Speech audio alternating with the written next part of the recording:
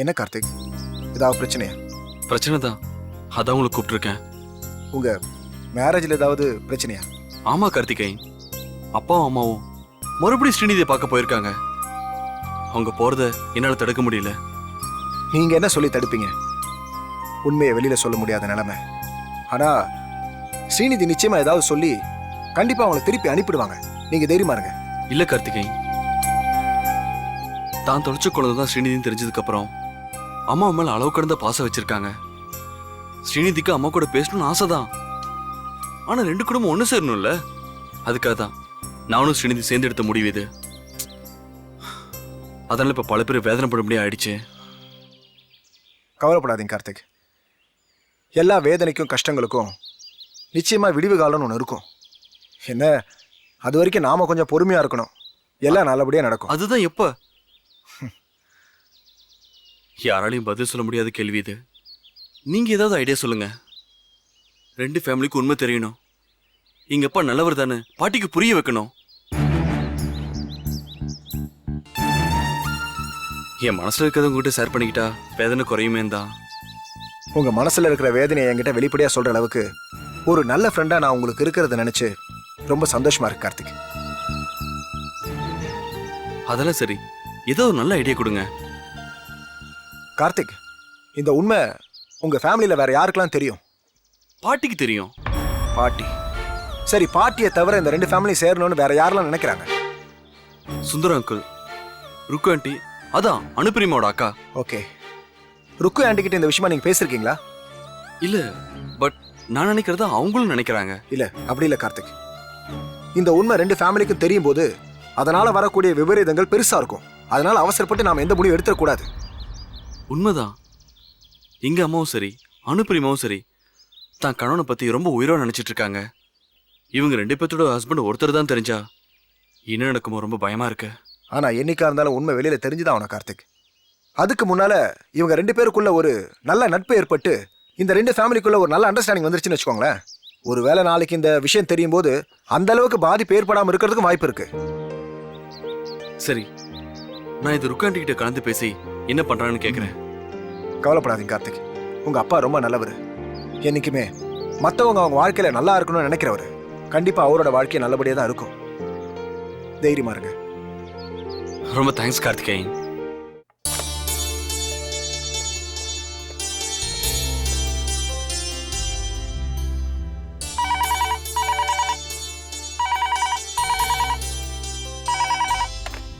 Hello. Hello Gayathri, நான் மீனாட்சி பேசுறேன். சொல்லுங்க மீனாட்சி, எப்படி இருக்கீங்க? நல்லா இருக்கேன். உங்ககிட்ட ஒரு விஷயம் விசாரிக்கணும், அதுக்கு தான் ஃபோன் பண்ணேன். என்ன விஷயம் மீனாட்சி? நேத்திக்கு நாங்க பல்லவி வீட்டுக்கு போயிருந்தோம். ஸ்ரீநிதி கார்த்திக் கல்யாண விஷயமா உங்களை பார்த்து பேசுறதுக்கு பல்லவியும் அவங்க வீட்டுக்காரரும் உங்க வீட்டுக்கு வரதா சொல்லிட்டு இருந்தாங்க. அதான் வந்தாங்களா இல்லையான்னு. ஆமா மீனாட்சி, வந்தாங்க. என்னங்க காயத்ரி, ஸ்ரீநிதி அவங்க கிட்ட சம்மதம் சொல்லிட்டால? இல்ல, இவன் ஏன் இப்படி நடந்துக்கிறானே தெரியல. நாங்களும் எவ்வளவோ தடவை கேட்டு பார்த்துட்டோம். காரணம் மட்டும் சொல்லவே மாட்டேங்கிறா. என்னால நம்பவே முடியல. வேண்டாத மாப்பிள்ளைய நீங்க அவ தள்ள கட்டலையே. கார்த்தியை கல்யாணம் பண்ணிக்கணும்னு அவ தானே ஆசைப்பட்டா. இப்ப வேண்டான்னா அதுக்கு ஏதோ ஒரு காரணம் இருக்கணும்ல. வாஸ்தவந்தா, ஆனா அவ என்ன காரணம்னு சொன்னாதானே நமக்கு தெரியும். மீனாட்சி, நம்ம குடும்பங்கள்ல வீசின புயல் ஓஞ்சு போயிடுச்சுன்னு நினைச்சேன். ஆனா இன்னும் இல்ல, நமக்கு இன்னும் விடிவு காலமே வரல. காயத்ரி, இப்படிலாம் நம்பிக்கை இழந்து பேசாதீங்க. ஸ்ரீநிதி ஏதோ ஒரு குழப்பத்துல அப்படி பேசிருக்கலாம்ல. எல்லாம் சரியா போயிடும். மீனாட்சி, எனக்கு ஒரு யோசனை. நீங்க வேணா ஸ்ரீநிதி கிட்ட பேசி பாருங்களேன். நானா? ஆமா, உங்ககிட்ட வேணா அவ மனசு விட்டு பேசலாம்ல. ஒரு நிமிஷம் இருங்க, நான் அவளை கூப்பிடுறேன். ஸ்ரீநிதி, ஸ்ரீநிதி. என்னம்மா? உனக்கு ஒரு போன் வந்திருக்கு, வா.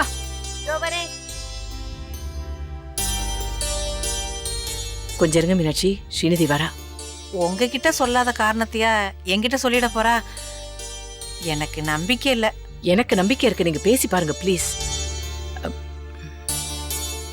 இந்தம்மா. யாருமா? மீனாட்சி பேசுறாங்க. அம்மா. ஸ்ரீநிதி, எப்படிம்மா இருக்க? நான் நல்லா இருக்கேம்மா. நீங்க அப்பா பாட்டி எல்லாரும் நல்லா இருக்கீங்களா? எல்லாரும் நல்லா இருக்கோம்மா. அப்புறம் ஸ்ரீ, நான் பட்டிக்காட்டு மனுஷி, மனசுல பட்டத அப்படியே பட்டுன்னு கேட்டுருவேன். கேட்க போற கேள்விக்கு நீ ஒளிவு மறைவில்லாம பதில் சொல்லணுமா? என்ன கேட்க போறீங்க? இல்ல ஸ்ரீ, கார்த்திய நீ கல்யாணம் செஞ்சுக்கிறதுக்கு இஷ்டம் இல்லைன்னு சொல்லிட்டியாமே. அம்மா, அது அது வந்து எந்த காரணமா இருந்தாலும் மறைக்காம என்கிட்ட சொல்லுமா. காரணம்னு ஒண்ணும் கிடையாது. என்னமோ எனக்கு பிடிக்கலம்மா, அவ்வளவுதான். இப்படி நீ சொல்றது சரியில்லை ஸ்ரீநிதி.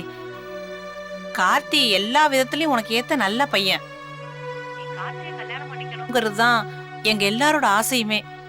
எல்லாத்துக்கும் மேல கார்த்திய கல்யாணம் பண்ணிக்கணும்னு ஆசைப்பட்டது நீதானே. இப்ப திடீர்னு இந்த கல்யாணத்துல எனக்கு சம்மதம் இல்லைன்னு நீ சொல்றதுனால எங்களுக்கு, உன்னை வளர்த்தவங்களுக்கு, பல்லவிக்கு, அவங்க வீட்டுக்காரருக்கு, எல்லாத்துக்கும் மேல கார்த்திக்கும் எவ்வளவு வருத்தமா இருக்கும். காரணமே சொல்லாம எனக்கு சம்மதம் இல்லைன்னு சொல்றது என்னால ஏத்துக்க முடியாதுமா. உன் சம்மதத்தை சொல்லி எங்களை எல்லாரையும் சந்தோஷப்படுத்துமா. நீ சந்தோஷமா இருமா. இவ்வளவுதாம்மா என்னால சொல்ல முடியும். அம்மா ப்ளீஸ், எனக்கு யோசிக்க கொஞ்சம் டைம் கொடுங்க. நான் ரொம்ப குழப்பத்துல இருக்கேன். நான் நல்லா யோசனை பண்ணிட்டு என் முடிவை சொல்றேன். நீ எவ்வளவு நாள் வேணாலும் எடுத்துக்கோ ஸ்ரீநிதி. நல்ல யோசனை பண்ணு. ஒரு நல்ல முடிவா சொல்லுமா. சரிம்மா.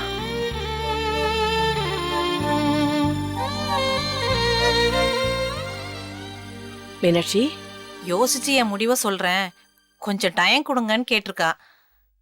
இதுல யோசிக்கிறதுக்கு என்ன இருக்கு?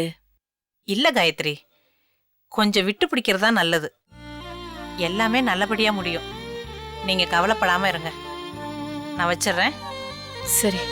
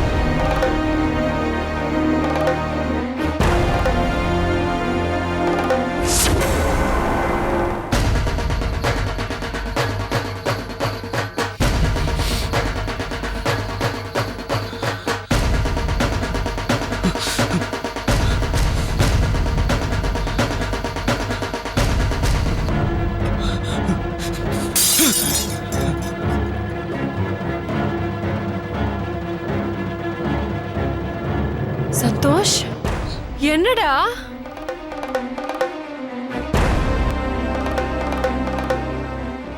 சந்தோஷ் நில்லு. டேய் நில்லுடா. காதல் விழலையா? என்ன இப்ப சொல்லு. என்னடா உனக்கு பைத்தியம் பிடிச்சிருக்கா? பைத்தியம் தான் பிடிச்சிருக்கு. கூடிய சீக்கிரம் உங்க எல்லாருக்கும் பைத்தியம் பிடிக்க போகுது. டேய் என்னடா வளர்ற? சந்தோஷ், என்ன பேசுற? என்னாச்சு உனக்கு? சொல்லு சந்தோஷ். ஏய், நீ காலையில வெளிய கிளம்பி போகும்போது கூட நல்லா தானே பேசிட்டு போன. இப்போ என்ன ஆச்சு உனக்கு? ஃப்ரெண்ட்ஸ் கூட ஏதாவது சண்டையா? சொல்லு சந்தோஷ். ஏய் சந்தோஷ் நில்லு. உன் வேலைய பாரு. மச்சான், ஐயோ, நீங்க நீ உனக்கு எதுவும் அடிபடலையே? இல்லம்மா. என்ன திமிரு உனக்கு? ஐயோ அம்மா வேண்டாம்மா. அம்மா. டேய் சந்தோஷ்.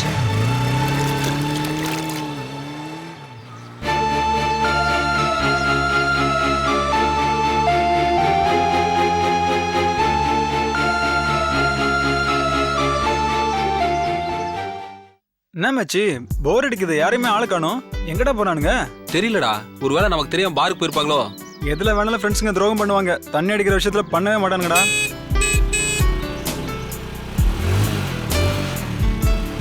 இதோ வந்துட்டானுங்க பாரு, 100 ஆயுசு அவனுங்களுக்கு.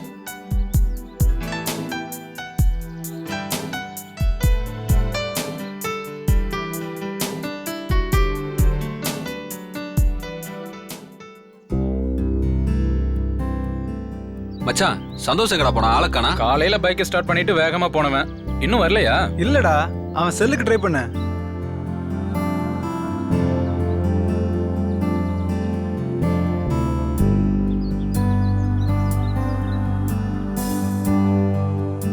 என்னடா ரிங் போயிட்டே இருக்கு, எடுக்க மாட்டேங்கிறான். ஒருவேளை போனை வீட்லயே மறந்து வச்சிட்டானோ என்னமோ. சரி வாங்கடா நம்ம கிளம்பலாம். டேய் இன்னைக்கு யார் ட்ரீட் அதை முதல்ல சொல்லு. என்கிட்ட சுத்தமா பணம் இல்ல. அப்புறம் கடை வாங்கணும்னு எல்லாம் சொல்லாதீங்க.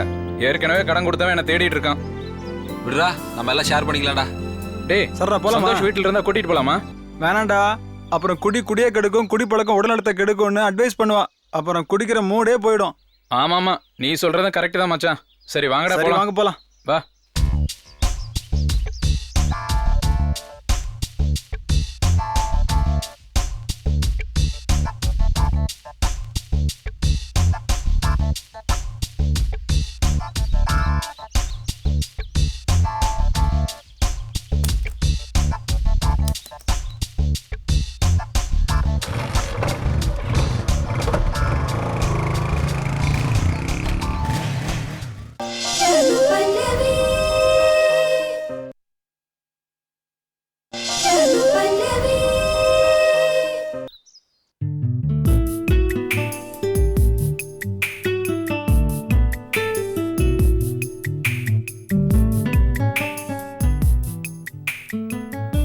ஒரு நிமிஷம் வாங்க. சொல்லுங்க சார்.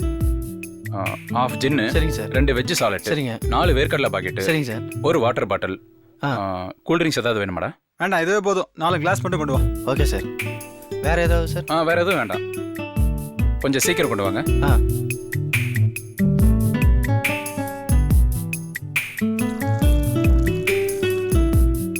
மச்சான் அங்க பாருடா. என்னடா ஆஃப் பாட்டில் அவனே தனியா உட்காந்து கால் பண்ணிட்டு இருக்கான். ஏதோ பிரச்சனை இருக்கு போல தெரியுது. வா பாப்போம்.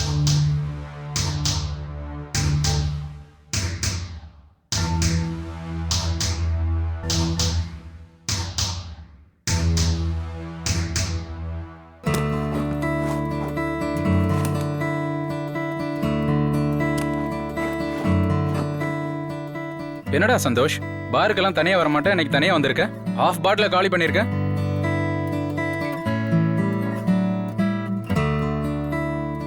டேய் வாடா, உன்னை கொண்டு போய் வீட்டில் விட்டுறோம். டேய் போத ஏறலடா, ஏறவும் ஏறாது. டேய் உன் பிரச்சனை என்னடா? ஏதாவதுனாலும் சால்வ் பண்ற சொல்லு. பிரச்சனை மனசுக்குள்ள இருக்குடா, வெளியே சொல்ல முடியாது. டேய் என்னடா சொல்லிருக்கீங்க? டேய் உனக்கு ரொம்ப ஓவர் ஆயிடுச்சு, நீ இரு, நாங்க சாப்பிட்டு வந்துடுறோம். டேய் பணம் இருக்குடா. பணம் எல்லாம் இருக்கு, உள்ள வைடா முதல்ல. எவ்வளோடா? கொடுத்தாச்சு, இந்த வந்துருச்சு பாரு.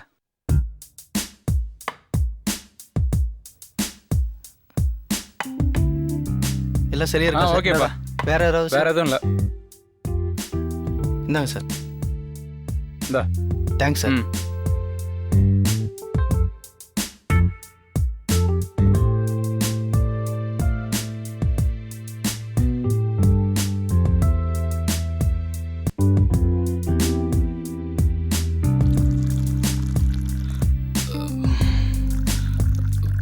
டேய் எனக்கும் ஊத்துறா. ஏய் அவனுக்கு கொஞ்சமா ஊத்துடா. இந்தாடா. டேய் ஈக்குவலா ஊத்துங்கடா. டேய் ஊத்துறா.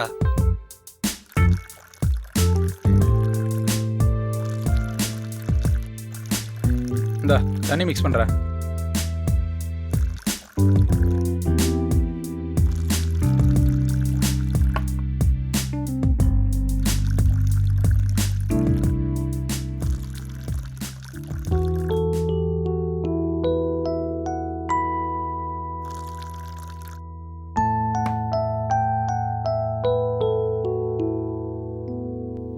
Cheers, da. Cheers, மச்சான்.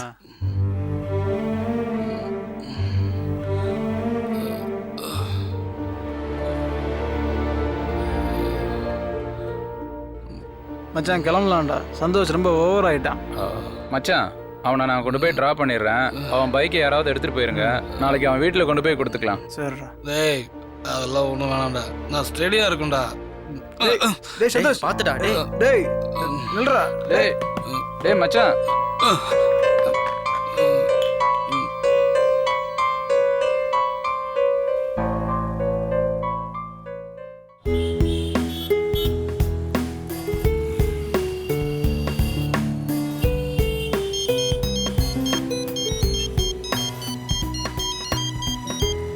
சொல்றா. இல்ல இல்ல, ஞாபகம் இருக்கு. கன்ஃபார்மா வாங்கிட்டு வரேன். டேய் திட்டாதடா, நான் கண்டிப்பா வாங்கிட்டு வரேன். Okay bye. யாடா போன்ல இந்த திட்டு விழுது? அது இல்லடா. எடுத்து கடன் வாங்கிட்டியா என்ன? என் தம்பி தான் வரும்போது ஒரு படம் டிவிடி ஒன்று வாங்கிட்டு வர சொன்னான். 2 நாளா மறந்து போனேன்னா அதான் கடுப்பாயிட்டான். இன்னைக்கு டிவிடி வாங்காம வந்தீங்கன்னா கொன்னே போட்டுருங்கிறான். கோவப்படுறான்னு நினைக்காதடா. என் தம்பி என் மேல ரொம்ப பாசம் வச்சிருக்கான். எனக்காக எது வேணாலும் பண்ணுவான். உனக்கு தம்பி இல்லைல்ல, சிஸ்டர் மட்டும் தானே. அதனால உனக்கு இதெல்லாம் சொன்னா புரியாதுடா. தம்பின்னு ஒருத்தன் இருக்கிறது எவ்வளவு பெரிய மாரல் சப்போர்ட்னு உனக்கு தெரியுமா? அந்த வகையில நீ ரொம்ப அன்லக்கிடா. சரிடா, நான் டிவிடி வாங்கிட்டு கிளம்புறேன். பாய்.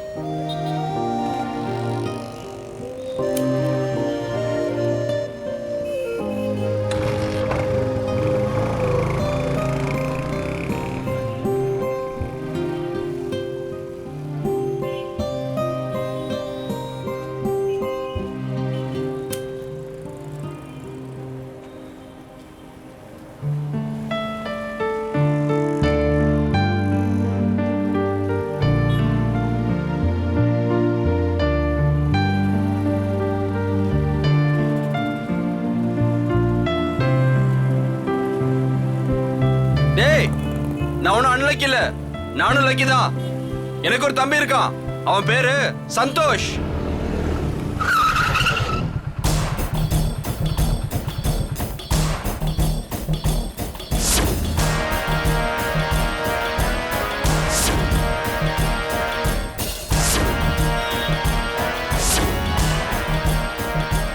சந்தோஷ்